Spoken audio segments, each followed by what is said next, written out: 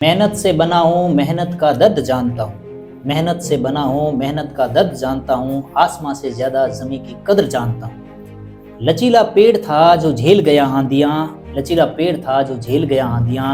मैं मगरूर दरख्तों का हश्र जानता हूँ। छोटे से बड़ा बनना आसान नहीं होता, जिंदगी में कितना ज़रूरी है सब्र जानता हूँ। मेहनत बढ़ी तो किस्मत भी बढ़ चली, मेहनत बढ़ी तो किस्मत भी बढ़ चली।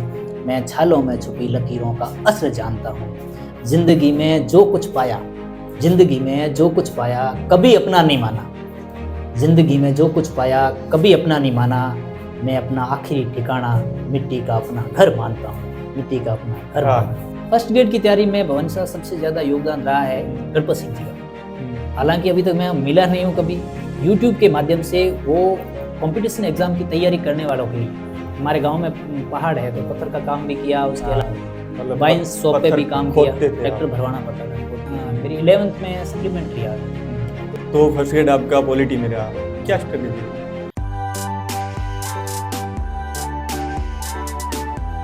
हाँ तो नमस्कार दोस्तों, मैं भवन सिंह आज आपके लिए लेकर आया हूँ एक और सक्सेस स्टोरी। मेरे साथ में है जोगिंदर सिंह जी। सबसे पहले जोगिंदर सिंह जी, आपका हमारे इस यूट्यूब प्लेटफॉर्म पर स्वागत है।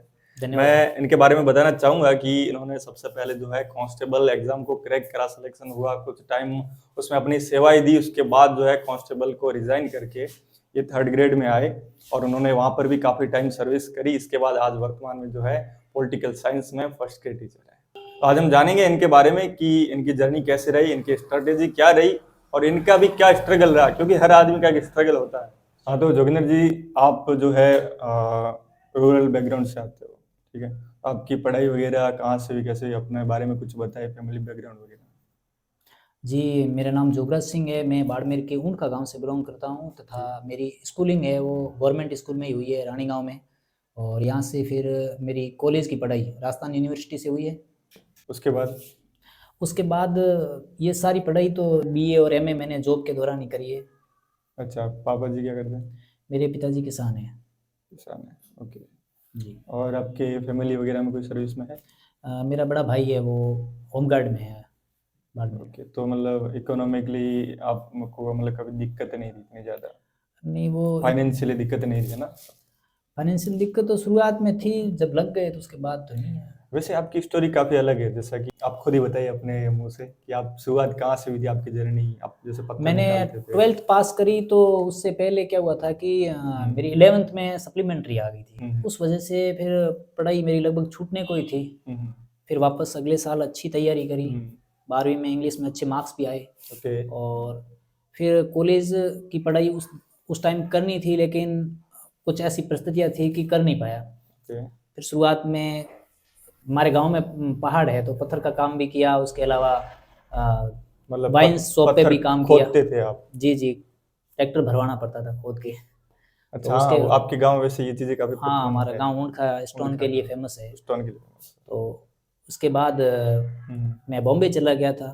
एक बात है कि भवन जी, बॉम्बे है ना, वास्तव में समय के हिसाब से आपको समय की वैल्यू बता देता है। वहाँ काम के दौरान ये लगा कि लाइफ में सब कुछ कर लेना, अब ये काम नहीं करना है मुझे। उस टाइम वहाँ एजुकेशन की जो महत्ता है ना, वो समझ में आ गई। आपको इम्पोर्टेंस समझ में, आपको लगा वापस मुझे पढ़ाई करनी चाहिए। फिर मैं वापस आ गया। आप बॉम्बे में क्या करते थे? मैं बॉम्बे में लकड़ी का काम करता था। उसके बाद मैं वापस आया बाड़मेर। फिर मैंने एसटीसी का एग्ज़ाम दिया, मेरा अच्छा हुआ। मैं कोटपुतली चला गया। फिर मेरी जो शिक्षा की गाड़ी है वो पटरी से चलने स्टार्ट हो गई। वाइन शॉप पे सेलिंग वाला ये भी काम किया था? जी जी, मैं जालोर में था 6-7 महीने। पर वो चीज़ें देखी कि पैसा है लेकिन सुकून नहीं है। आप पूरा दिन इतना काम करना, शाम को लेट नाइट। सही बात। फिर आपकी एजुकेशन लाइफ में आपकी जर्नी कहाँ से स्टार्ट हुई, कैसे, कहाँ से इंस्पिरेशन आई आपको कि आपको लगा कि मुझे पढ़ाई करनी चाहिए? इंस्पिरेशन तो मेरा एक मित्र है मदन करके। वो क्या है कि शुरुआत में वो 12th करने के बाद बाहर चला गया यूपीएससी की तैयारी करने दिल्ली वगैरह। तो वो मुझे हमेशा टॉर्चर करता था कि तू कुछ भी हो, पढ़ाई मत छोड़। टॉर्चर करते थे या इंस्पायर करते थे? वो आप इंस्पायर कहो, टॉर्चर कहो, जो भी कहो, पर हमेशा ये नहीं है कि वो बीच में छोड़ने वाला। शुरुआत से लगाकर आज तक उसने ही मुझे मोटिवेटेड किया है कि कैसे भी करके आपको वहाँ तक जाना है। अच्छा, फिर फिर कोटपुतली में वहाँ मैं बीएसटीसी करता था। उस दौरान वहाँ जयपुर में पढ़ाई का माहौल था। मैं बात कर रहा हूँ लगभग 2012 की। आज से 10 साल पहले अपने यहाँ की स्थितियाँ ऐसी नहीं थी कि पढ़ाई का उतना माहौल था। जयपुर में जाके मुझे लगा कि वास्तव में पढ़ाई है। और वो 2 साल जो मैंने रेगुलर की, मेरी बहुत अच्छी पढ़ाई हुई। उसके बाद मैं गाँव में आ गया। और गाँव में किस टाइम की बात है? ये मैं 2012 की बात बता रहा हूँ। जैसे मेरी कंप्लीट हो गई उस टाइम वैकेंसी बहुत आ रखी थी।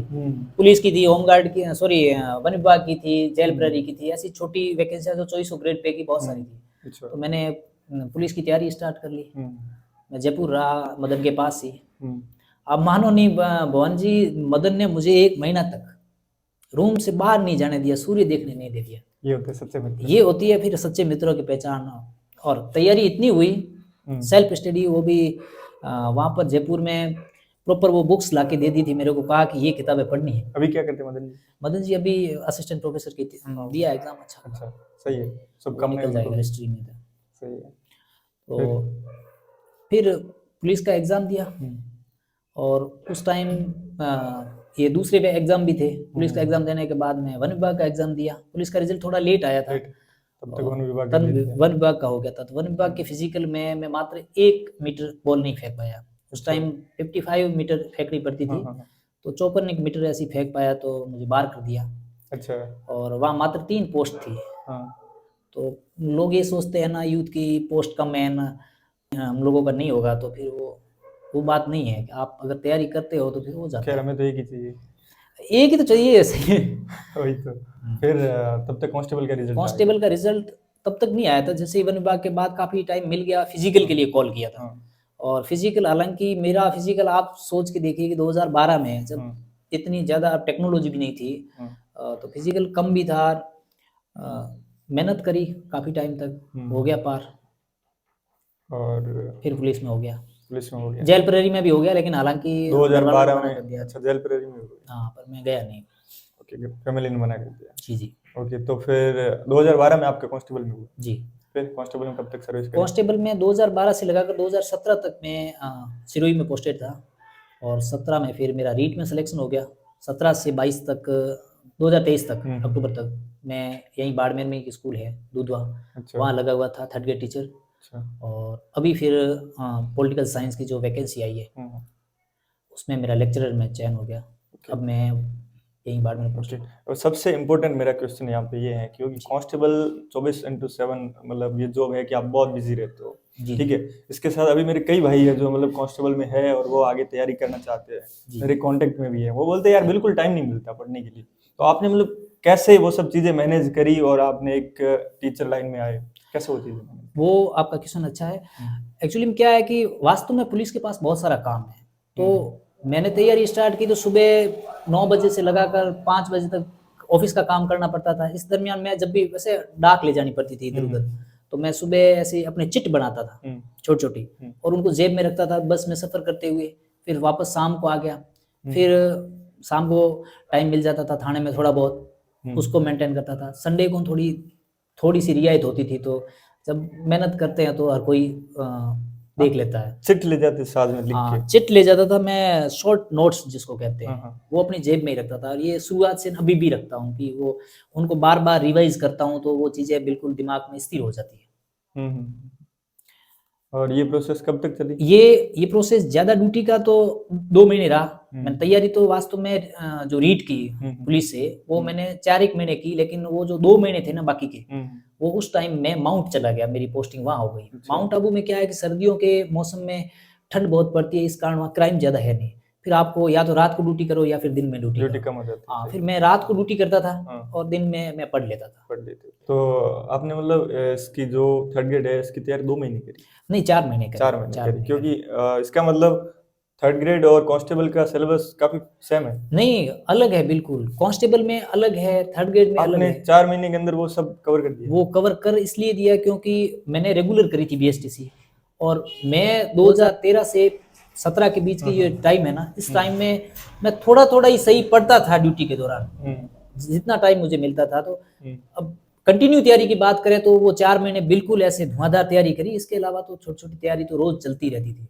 करंट अफेयर्स है और साइकोलॉजी है। मतलब ये काफी इंस्पायरिंग लग रहा है, जैसे कि कई लोगों के पास है ना इतना टाइम होता है फिर भी वो नहीं कर पाते, पढ़ते तक नहीं। और कई लोग मतलब ऐसे हैं जो बिल्कुल एक्सक्यूज नहीं देते, इतना बिजी होने के बाद भी अपने लिए समय निकाल लेते हैं। इसके बाद आपका थर्ड ग्रेड हो गया, जी जी। कब हुआ? मेरा थर्ड ग्रेड में वो उसी रीट में हुआ। रीट आई थी 2015 में और पोस्टिंग मिली थी 2017 में। 2017 में हो गया था उस टाइम। ये इतनी कोई कट ऑफ गई थी 117 के लगभग, 150 नंबर का पेपर था, मेरे 120 क्वेश्चन थे। फिर आपने रीट में होते ही तैयारी स्टार्ट कर दी फर्स्ट ग्रेड की पॉलिटी? 1-1.5 साल तो इतना समय नहीं मिल पाया क्योंकि मेरा बीए कंप्लीट नहीं हुआ था। मैंने बीए भी की है 2015 से लगाकर 2018 के बीच में। अच्छा। राजस्थान यूनिवर्सिटी से, वो भी प्राइवेट। ओके। तो वो जब तक कंप्लीट नहीं हुआ तो मैं आगे तैयारी क्या करूं। फिर 18 से 20 तक मैंने बीएड करी पंजाब से। और बीएड तो सर्विस में रहते हुए, क्योंकि गवर्नमेंट के जो टीचर होते हैं उनको गवर्नमेंट करवा देती है ऐसे। तो बीएड हो गई 2020 में और भर्ती आई है लगभग 2022 मानो। तो 22 के अंदर अच्छी तैयारी स्टार्ट की। 1 साल दिया मैंने। पंजाब से बीएड किया? पंजाब से बीएड इसलिए की क्योंकि मेरी वो जो बीए की मार्कशीट थी वो आई नहीं थी और कोटा करवाता अपने यहाँ। तो कोटा वाले मार्कशीट पहले मांग रहे थे और वहाँ इसलिए कर लिया, कोटा वालों ने लिया नहीं। अच्छा, ओके जी।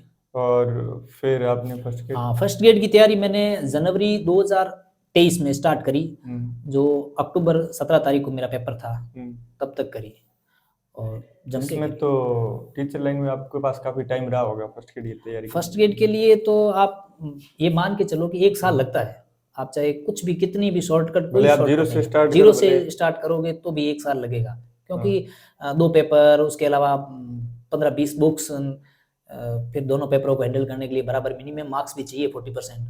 हाँ, उसका वो 40% मिनिमम मार्क्स अलग क्या है? मतलब वो ये है कि आपको कोई भी पेपर, अब आरपीएससी ने ऐसा रूल निकाल दिया है, किसी भी पेपर में आपके 40% से कम मार्क्स है, जनरल और ये ओबीसी वगैरह कैटेगरी, एससी को 5% की छूट है। तो वो अगर आप नहीं ला पाते तो चाहे एक पेपर में नहीं ला पाए, दूसरे में चाहे आपके कितने भी नंबर हो, तो वो कोई मायने नहीं रखता। इन चीजों को आपने कैसे मैनेज किया? मैनेज ऐसे किया कि एक तो क्या है कि मुझे फायदा इस चीज का मिल गया कि मैं स्कूल में था, तो स्कूल मैनेजमेंट की एक अलग से 10 क्वेश्चन आने लग गए। इसके अलावा हिंदी मेरी रीट में पहले अच्छी हो रखी थी।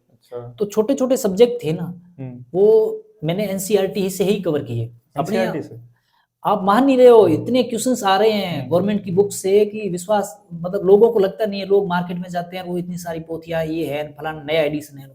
आरपी राजस्थान बोर्ड की किताबों में इतना कंटेंट है कि अगर एक यूथ पढ़ना चाहे तो आराम से हो सकता है। तो आपने कोचिंग वगैरह कुछ नहीं? मैंने कोचिंग वगैरह कोई नहीं की, ऑफलाइन ऑनलाइन कुछ नहीं की। अब किताबें पढ़ गई आपके? मैं सिर्फ गवर्नमेंट की किताबें और जो ऑफिशियल कंटेंट है उसको मैंने खुद ही तैयार किया और उसके बेस पे मैंने तैयारी की। तो फर्स्ट ग्रेड आपका पॉलिटी में रहा, क्या स्ट्रेटेजी रही? ये है कि दोनों पेपर को बैलेंस करके चलना पड़ता है। सेकंड पेपर पॉलिटिकल साइंस का होता है, फर्स्ट पेपर कॉमन होता है। उसमें बहुत सारे सब्जेक्ट आते हैं, जैसे हिंदी है, ज्योग्राफी है, जो स्कूल प्रबंधन की बुक्स आती है वो है, इसके अलावा गणित, विज्ञान, ये सारे करके छोटे छोटे क्वेश्चंस बनते हैं 5-5। कहाँ से किया फर्स्ट पेपर? ये तो मैंने राजस्थान बोर्ड्स की बुक से किया सिर्फ, और सिर्फ राजस्थान बोर्ड्स की बुक्स। आप साइंस के लिए हूबहू सवाल उठाए हैं 9th और 10th की बुक से। 10th की बुक से साइंस की। हाँ, और मैथ ठीक ठाक है, छोड़ी नहीं। इंग्लिश के है तो वो भी सेम बुक से। इसके अलावा हिंदी है तो 9th to 12th चलती है, आपको पता हो तो हिंदी व्याकरण करके, उसमें से ही क्वेश्चन आ जाते हैं। और स्कूल मैनेजमेंट है, आपके सबसे ज्यादा फर्स्ट पेपर में अगर कोई नंबर कहीं से आएंगे तो स्कूल मैनेजमेंट से ही आएंगे। स्कूल मैनेजमेंट, सही बात। और बहुत छोटी सी बुक्स आती है, कलाम पब्लिकेशन की, अलग अलग टाइम अलग अलग आती है। जैसे अभी नई वैकेंसी आएगी तो नई उसका वर्जन आ जाएगा, तो उसमें से क्वेश्चंस कोई उसके लिए आपने नोट्स वगैरह बनाए या फिर? नहीं, मैं कह रहा हूँ ना, बुक्स से छोटे छोटे ये सब्जेक्ट वाइज तो मैंने नोट्स बनाए थे। इसके अलावा मैनेजमेंट की मैंने अलग से पर्टिकुलर एक बुक खरीदी थी, कलाम पब्लिकेशन की आती है अलग से। और इसके अलावा तो सेकंड पेपर में मैंने शुरुआत में बेसिक से आडा सर की बुक आती है, बढ़िया है, राम सिंह आडा की। लेकिन अगर वो थोड़ी सी लोग पढ़ते हैं, इतनी मोटी सी बुक है ना, उसके पेज भी ज्यादा है 400-500, तो लोग उसको मतलब ऐसे डरते हैं उस बुक से। तो शुरुआत आप ओपी गाबा से कर सकते हो, राजनीतिक सिद्धांतों की रूपरेखा, बिल्कुल बेसिक, यानी दूसरी क्लास का बच्चा भी उसको समझ पा रहा है। जब आपके अंदर political thought, political thinkers, books वगैरह, इनकी बेसिक नॉलेज आ जाएगी, फिर आप अच्छा कंटेंट ले सकते हो। एंड्रयू हेविड्स की बुक्स अच्छी आती है जो हिंदी में टेलीग्राम पे अवेलेबल है। इसके अलावा विशेष तौर पे मैं 11वीं और 12वीं की पॉलिटिकल साइंस की जो राजस्थान बोर्ड में बुक्स चलती है उसका जिक्र करूंगा, क्योंकि आप 20 से 25 क्वेश्चन तो वहां से ही सीधे उठा सकते हो। इस प्रकार की रही बुक्स की रणनीति मेरी। ओके, तो आपने सेकंड पेपर के लिए कोई टेस्ट सीरीज वगैरह ज्वाइन करी? मैंने टेस्ट सीरीज ज्वाइन नहीं करी, लेकिन मैंने मॉडल पेपर थे उनको मैंने सॉल्व किया। Okay, model test series, paper, हाँ। हाँ टेस्ट सीरीज तो क्या होता है कि मेरे पास उस टाइम समय भी नहीं था, क्योंकि स्कूल भी जाना होता था, पढ़ना भी होता था, ये दो चीजें साथ में करने इतना टाइम नहीं मिलता था। तो मैं सॉल्व पेपर लाता था उनको। कैसे, क्या अप्रोच थी आपकी, कैसे सॉल्व करते थे? मैं पेपर सॉल्व करने के पेपर में तो आपको पता है वो पीछे आते हैं आंसर। हाँ। पहले मैं ईमानदारी के साथ खुद के साथ ये लगना है कि मैं इतने क्वेश्चन करता हूँ, मेरे कितने सही बैठते हैं। फिर अगर कभी कभी क्या है कि ज्यादा क्वेश्चन हो जाते थे, फिर लगता था कि मैं नेगेटिव चला जाऊंगा। तो फिर उस चीज को मैंने बहुत कंट्रोल किया कि मुझे ज्यादातर जितने आ रहे हैं वो करने हैं, इसके अलावा मुझे दो जहाँ ऑप्शन लगते हैं कि बराबर है, उनमें फिर मैंने रिस्क लेने की कोशिश की है। ओके, और फर्स्ट पेपर के लिए कोई टेस्ट वगैरह? फर्स्ट पेपर के लिए मैंने कोई टेस्ट नहीं दिया। कोई टेस्ट नहीं? कोई टेस्ट नहीं, सिर्फ ओनली मैंने बुक्स रिवाइज करी और शॉर्ट जो नोट्स थे मेरी लाइब्रेरी में। एक पूरी लोग कहते थे कि आप लाइब्रेरी की ये सीट की क्या स्थिति है, मैंने चारों तरफ से वो चिपका रखे थे अलग अलग तरह के कार्ड्स। तो मैं शुरुआत में जब भी बैठता था पढ़ने तो इधर से स्टार्ट करता इधर तक, पूरे मेरे फर्स्ट पेपर दोनों तरफ चिपकाए हुए थे और मैं जो सेकंड पेपर था वो सामने था। तो मैं आधे घंटे में जब मैं सुबह जाता था तो उसको पूरे रिवाइज कर लेता था। और ये ज्ञान जब 3-4 महीने कंटिन्यू चलता है तो आपको सारी बुक्स याद हो जाती है, क्योंकि बुक्स बहुत पूछते हैं। सेकंड पेपर में तो बुक्स किसकी है, थॉट किसका है, थ्योरी किसकी है, तो उसको लेके आपके सवाल डीप में रहते हैं। हाँ, डीप आ जाते हैं। नहीं, फर्स्ट पेपर के लिए आपने कोई प्रीवियस ईयर के पेपर्स वगैरह देखे, मॉडल पेपर वगैरह? पेपर्स देखे थे। पेपर्स तो ऐसे फर्स्ट पेपर में तो ये था कि पिछले साल के पेपर देखे। अब क्या है कि हर बार ट्रेंड चेंज हो रहा, 40% वाला रेशियो था ना कि आप फेल हो जाओगे ज्यादा करोगे तो। इसके अलावा फिर जैसे जैसे 11 तारीख का पेपर हुआ तो लगा कि इसका स्तर कैसे पूछा गया, तो 5-7 दिन मिल गए उस चीज को। फिर 15 का पूछा, थोड़ा उससे टफ था। 17 वाला तो बहुत टफ था, कई लोग तो बिल्कुल सेकंड पेपर में जिनके अच्छे नंबर थे फर्स्ट पे फेल हो गए। ये हो गया 40% वाला। ये इससे फायदा अच्छा मिला और ये मेहनत करने वालों के लिए सही भी है। ओके, वापस मैं एक सेम सवाल पूछूंगा कि ये बुक वगैरह है जो मतलब सजेस्ट करना चाहोगे फर्स्ट पेपर के लिए स्पेशली? उस टाइम में नाथ पब्लिकेशन की, अभी मार्केट में तो देखो वैकेंसी के टाइम खूब सारी आती है, नाथ की किताबें अच्छी आती है। तो सर रिवीजन का कितना इंपॉर्टेंस है इस पूरे गेम में? तो खेल रिवीजन का ही है, नॉलेज पढ़ना नहीं है। नॉलेज ये है कि आप अपने दिमाग में कितना स्टोर कर पाते हो। जब आप तैयारी करना स्टार्ट करते हो, आप सिलेबस लाते हो, उसके अकॉर्डिंग आपने बुक्स ले ली, उसके बाद आपने पढ़ना स्टार्ट किया। पहली बार में तो सीधी आप देख लो पूरी, उसके बाद आप धीरे धीरे करके टुकड़ों में बांट लो, क्योंकि चीजें जब बढ़ जाती है ना वो आसान भी रहती है। जैसे आपने पर्टिकुलर पॉलिटिकल थिंकर ले लिए, तो पॉलिटिकल थिंकर में आपके पास 10-15 थिंकर आ गए, उनकी बुक्स हो गई, उनकी लिस्ट बना ली, आपने चिपका दी, सुबह आए फिर वापस रिवाइज किया। तो इनका बड़ा महत्व होता है कि याद करने में बहुत आसानी रहती है। और क्या मतलब कैसे रिवाइज करना चाहिए? तो ये रिवाइज रहता था कि मैं विदिन हर शनिवार तक पढ़ता था और संडे तो मैं रिवाइज ही करता था। इसके अलावा मेरे पास और कोई काम नहीं था। संडे को पेपर मिला नहीं, पेपर इन टॉपिक को जो मैंने अभी पढ़े हैं इनमें से कितने क्वेश्चंस पहले आए थे और कितने बन रहे हैं और कितने भविष्य में और बन सकते हैं, इनको लेना। और मैंने जो 6 दिन पढ़ा इनका रिवाइज किया और महीने के अंदर 2 दिन मैं पर्टिकुलर लास्ट के जो दिन बचते थे उनमें मैं पूरे रिवाइज करता था। अब सबसे बेसिक क्वेश्चन कि दिन में कितने घंटे पढ़ना चाहिए? ये देखो आपकी सुविधा के ऊपर है। जैसे मैं स्कूल भी जाता था और हो सकता है जो यूथ तैयारी कर रहा हो बिल्कुल जैसे फ्री है तो वो उस पे है, लेकिन मैं ये मानता हूँ कि हर घंटे 1.5 घंटे के बाद बिल्कुल थोड़ा सा ब्रेक लेना है। उस टाइम फोन यूज ना करें, 15 मिनट रहे बैठे फिर वापस सोचें, क्योंकि जितना आप पढ़ोगे, रिवाइज करोगे, सोचोगे, रेस्ट करोगे, नींद लेना जरूरी है। नींद अगर आप नहीं ले पाओगे तो फिर आपका दिमाग उतना तेज नहीं चल पाएगा। आपका क्या रूटीन है? मेरा रूटीन तो यही था कि मैं सुबह जल्दी आ जाता था 7-1 बजे लगभग लाइब्रेरी में, और फिर स्कूल का टाइम था तो स्कूल के टाइम में तो मैं स्कूल चला जाता था और वापस आते वक्त सीधा ही लाइब्रेरी आता था और फिर रात को मैं 12-1 बजे तक बैठता था। कितने घंटे पढ़ते थे? कितना हो जाता था? मेरा घंटे तो अप्रोक्सीमेटली 7-8 घंटे तो लगभग बैठ ही जाते थे। मतलब आप पढ़ाने के अलावा इतने घंटे निकाल लेते थे खुद के लिए। सोशल मीडिया के इस जमाने में काफी डिस्ट्रक्शन रहता है सोशल मीडिया का, आप भी सोशल मीडिया पर थे, आपने इस चीज को कैसे यूटिलाइज किया? बहुत ही शानदार क्वेश्चन है ये। आज के टाइम में यूथ की सबसे बड़ी कमजोरी यही है। तो मैंने तो सिर्फ जो गवर्नमेंट के ऑफिशियल हैंडल है जितने भी, चाहे DIPR हो, सूचना प्रसारण मंत्रालय का हो, फिर जितने भी गवर्नमेंट के ऑफिशियल हैंडल है उनको मैंने फॉलो कर रखा था। और जैसे ही मैं उनको जब भी टाइम मिलता था, आधे घंटे, जब मैं बस में ट्रेवल करता था जिस टाइम, उस टाइम मैं देखता था तो सारी नोट डाउन कर लेता था। इससे क्या है, मुझे करंट के जो क्वेश्चन है ना उनको कभी तैयार नहीं करना पड़ता, क्योंकि मैं हमेशा गवर्नमेंट की ऑफिशियल वेबसाइटें देखता रहता था, मेरा सोशल मीडिया वहीं पर है। 3 वैकेंसी में आपने सफलता हासिल करी, इन सबके पीछे किन का योगदान रहा, आपका साथ किसने निभाया? देखो, योगदान की बात करें तो सबका योगदान रहा है, माता पिता है, इसके अलावा स्टाफ है।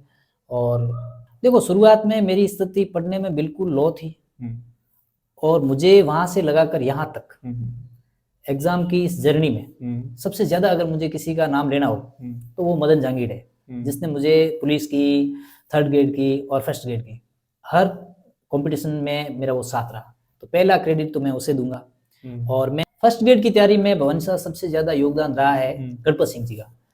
हालांकि अभी तक मैं मिला नहीं हूँ कभी, यूट्यूब के माध्यम से वो कंपटीशन एग्जाम की तैयारी करने वालों के लिए 6 महीने पहले वो बता देते कि वैकेंसी तब आएगी, आपको ये तैयारी करनी है। और उसके बाद सबसे ज्यादा जरूरत कब पड़ती है, जब आप कंपटीशन की तैयारी कर रहे हो, आपका मनोबल हमेशा डर रहता है कि मेरा होगा नहीं होगा, क्या स्थिति है।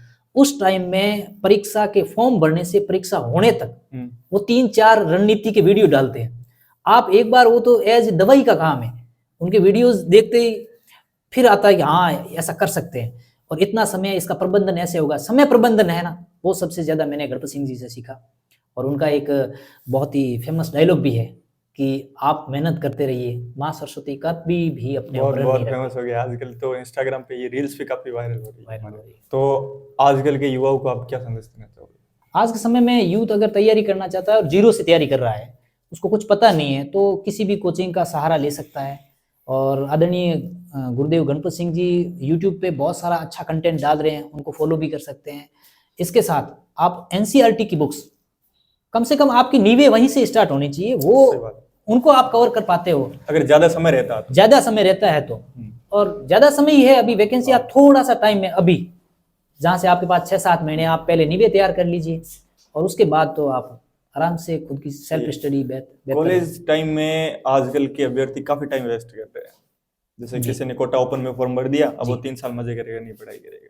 यही तो बात है, वो सोचते हैं कि हमारा बीए पूरा होने के बाद हम तैयारी करेंगे। तैयारी करने की सबसे अच्छी उम्र है ना, वो 12th करते ही है स्टार्ट। 12th करते ही अगर आपकी नींवें अच्छी हो गई, एनसीईआरटी आपने अच्छी कवर कर ली, फिर तो आप कोई भी कंपटीशन दे सकते हो और आराम से क्रैक कर सकते हो। तो जोगिंदर जी, बहुत बहुत धन्यवाद, आपने हमारे लिए इतना समय निकाला। थैंक यू, आप और आपकी पूरी टीम को युवाओं के अंदर ऐसी सक्सेस स्टोरियां लाकर उनको मोटिवेट करने के लिए आपका बहुत बहुत शुक्रिया। Thank you.